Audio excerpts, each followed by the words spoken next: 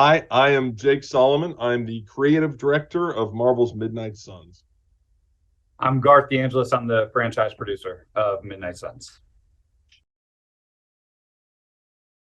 Well, I'd start by saying that when we started making this, we also expected Marvel XCOM. That's what we thought we were making. And of course, what happened was that we found out pretty quickly, and this is, I think, the biggest place where they differ, is that the fantasy of being a superhero is very, very different than the fantasy of being a soldier saving Earth. Those are two different fantasies, and to fulfill those, you really have to use two different ways of playing a tactics game.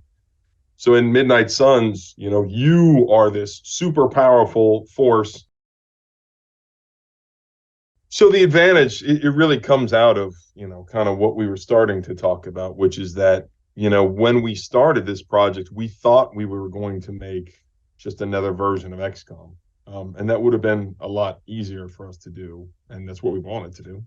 But what we found very quickly is that a lot of things in XCOM mechanically don't make sense for superheroes.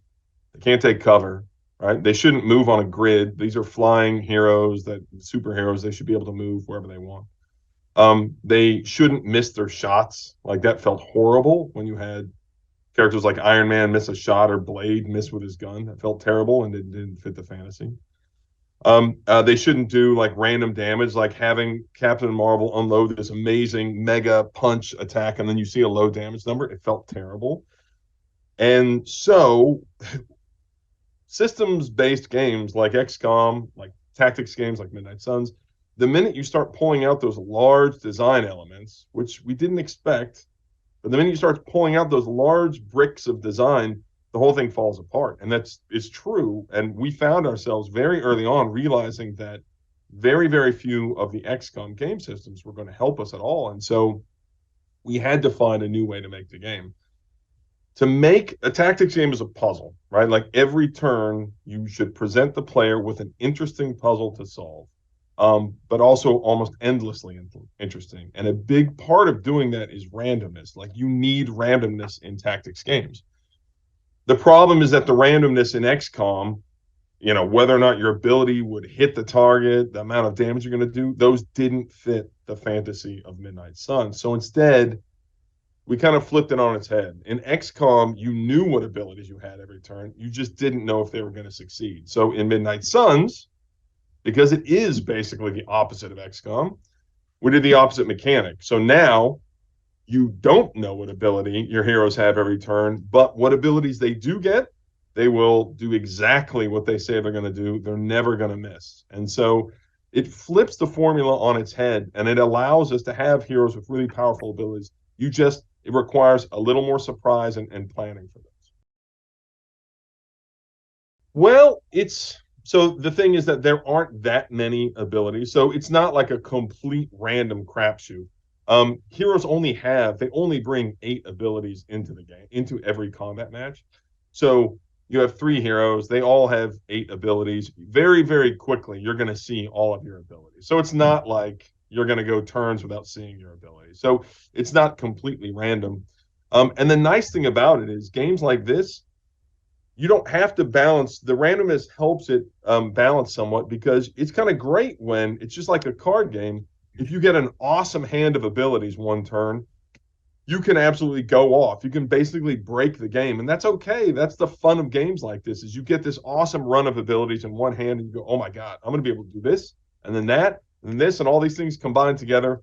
I'm going to like nuke this entire battlefield. And that happens sometimes, and that's really, really fun. But because you can't plan on that happening every turn, it kind of balances that out. So you really have moments of extreme power, but at the same time, you kind of have to build to those. And so it kind of self-balances itself through the randomness a little bit. Yes. Oh, no. I mean, I think that any hero is going to be viable, and you can build them out however you want using different abilities. But yes, there are cases where later missions, if I know, oh, they're going to be protecting something, or this kind of enemy is going to show up, then I will absolutely take a hero that I know is going to be well suited to that mission. So, for example, Blade has this awesome ability that allows him, if any enemy has block, like if they're carrying a shield or something like that, he has an ability that does multiples of damage when he faces an enemy like that. So sometimes I'll reconsider and say, well, normally I'd take my favorite character here, but I'm going to take Blade because I know he's going to be better off in this situation. So yeah, that definitely is there's a lot of heroes in this game. There's 13. So you're going to have like an A squad and a B squad, and you're going to rotate between those heroes based on how you've sort of modified those heroes and based on the objective you're going on, the mission objective, the enemies you're facing, stuff like that. No, we haven't changed that. And I think what'll happen is that you should be able to see if you're playing missions well, you'll very quickly move up in difficulty. And I think it's the kind of thing, and it's once you do move up in difficulty, that's unlocked for the rest of your playthroughs, or that's tied to your profile. So it's going to take a few missions, but it won't take long before players will run into a difficulty that they find challenging enough. I think we have 8 difficulty levels, twice as many as we ever had on an XCOM game. And for that reason, we want players to start off in a place where the game is approachable and it's accessible to them, and they're not worrying about, am I going to lose this mission, but rather how well will I beat it? But very soon, players can find themselves in a situation where like, okay, this is tough enough or this is too tough. And I think that because of the amount of difficulty levels, players can find themselves easily in a position where it's much harder than XCOM. But we expect most players to hang around the lower difficulty levels because it gets challenging pretty quick. No. Marvel, and this is a genuine, honest answer. And I've said this, Garth and I have posted this many times. Marvel, they were always trying to come from a place of empowering us to make the game we wanted. So they wanted to know what we were passionate about from a story perspective, from a hero, from a roster perspective. They never said, you need to do this or you can't do that. I mean, that's just not the experience we had with them. The heroes we chose, that was our choice, even characters like Spider-Man, who, we're a multi-platform game. They were nothing but supportive of that, the story we wanted to tell. And it's the same for gameplay mechanics as well. I mean, even when we hit them with the like, hey, we're actually not going to use our XCOM mechanics, we're going to a card-based system, they were just like, great, cool, let's play it. They played it a bunch. I mean, they always played every build and they had gameplay feedback, but it was never from a place of, you guys have to convince us of that. I think that they came from the angle of, hey, you guys know how you make the games that you love to make, and we're here to sort of help you do that. We did have so Margaret Stoll she wrote Spider-Man Noir recently. She wrote a lot of the cinematics in our game. So we loved working with Margaret. She's awesome. She's an author and she has written comics before, and so we used her to write a lot of the cinematics. She's fantastic. But yeah, most of our writers are internal writers. We had some contracted writers, and most of them, no, they didn't have comics experience. We are rooted very, very deeply in our knowledge and our passion for the comics, though. Like we don't take any inspiration from the MCU or anything. Our narrative director and I are very, very hardcore Marvel Comics guys going back decades. So Marvel knew right away when we talked with him that we were very passionate and almost maybe too knowledgeable about the subject matter. So a lot of that stuff we did internally. But yeah, Margaret Stoll was a comic book writer who we used quite a bit. Yeah, I think that's one of the things we are most excited about. I know, Jake and I have been working on this game for years, and just the notion from the very beginning, Jake and the creative team really wanted to give the agency to the player to allow them to put themselves in the shoes of a brand new, all new Marvel hero. And, we're lifelong fans of the movies and comics, but also the games as well.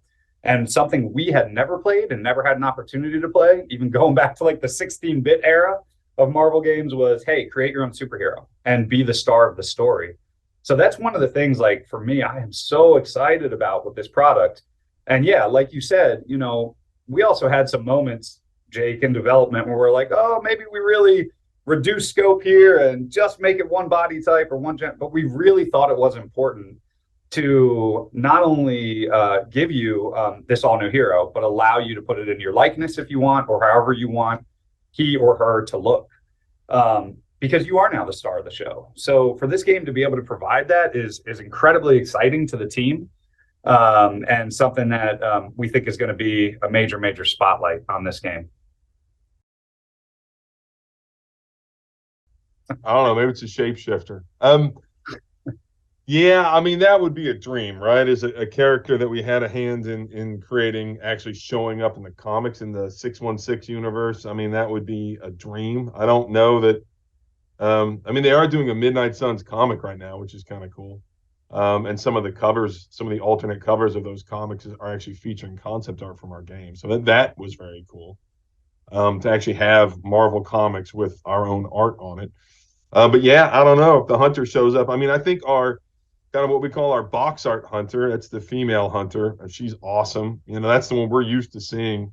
But it's true that I'm very interested to see what players' hunters look like. That's one of those things, you know, Garth, we haven't even really thought about yet, is like, what are all these hunters going to look like? Because, you know, we're used to seeing our hunter for the longest time, but they're going to make some really cool looking hunters. And Marvel, with an IP of being known for having multiverses, it's kind of fitting as well too that there are going to be a lot of hunters out there, and they're driven by our community and by our player base, which is actually pretty darn cool.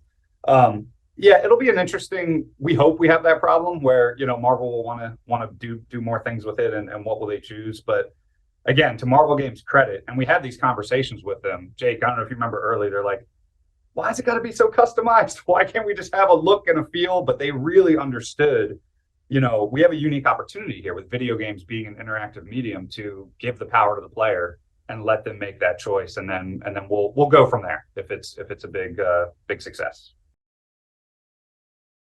Yeah, I think that's one of the things, like Garth alluded to, how we'd never seen, a customizable character in a Marvel game. Just like that, I think one of the things we were really, really excited for, just as players, was to be able to have a space where you could all of a sudden live with the Marvel heroes. And look, we have a very serious storyline, and the characters take it seriously, but it's nice to have these moments where, okay, I just finished combat, that was tense, that was really high stakes, but it's nice to be able to come back and be like, oh, like, people are hanging out in here, they're having conversations, I can talk to them. I can say, hey, Blaze, you want to get a drink? And that'll increase our friendship.